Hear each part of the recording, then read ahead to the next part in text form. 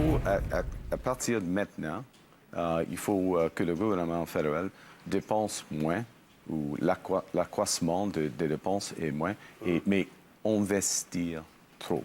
Alors, il y a une grande différence entre les deux. Réduire le déficit, ça oui, c'est clair. réduire les déficits opérationnels.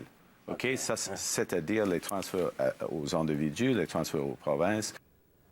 Gaétan, je sais que tu as particulièrement sursauté en entendant ça, les transferts aux provinces. On parle ici, quoi, là, essentiellement des transferts en santé. Là. Ben oui, c'est le gros transfert. Là. En logement, oui, mais en Logement santé, aussi, la péréquation, mais c'est sûr, tu sais, à un moment donné, ça devient, ces transferts-là, ça finit, quand ça arrive dans le fonds consolidé, à être une sorte de vase communicant, là.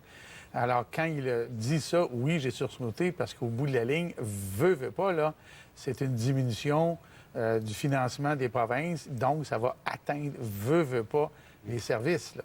Alors, puis en plus, à partir du moment où il nous dit qu'il veut revenir à l'équilibre budgétaire en 3 ans, on parle ici, pour faire ça, de coupures très significatives, pour ne pas dire massives, dans les transferts. Si c'est ça son chemin pour arriver à destination, ça va être laid. Au même moment... Qu'est-ce que je veux dire, Gaétan? Bien, c'est-à-dire que si tu coupes les transferts en santé, là, par exemple, prenons le Québec, tu coupes les transferts en santé, on est déjà sous-financé. Le gouvernement du Québec a un déficit de 11 milliards et il demande au réseau de couper 1,5 milliard. Il annonce déjà que l'année prochaine, le budget, il va falloir le respecter à tout prix. Arrive un nouveau gouvernement à Ottawa qui coupe les transferts à l'eau.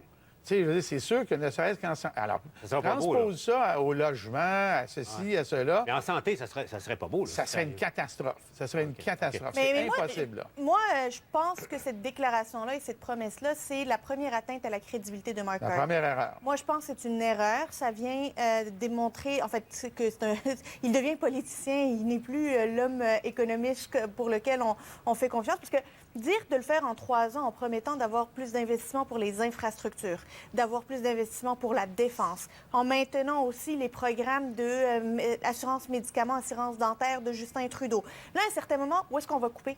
Est-ce que c'est dans le logement? Pierre Poilievre va se faire un malin plaisir à rappeler que le fédéral veut couper dans le logement. Ce n'est pas réaliste. Et le pire là-dedans, c'est qu'il n'avait même pas besoin de faire cette promesse.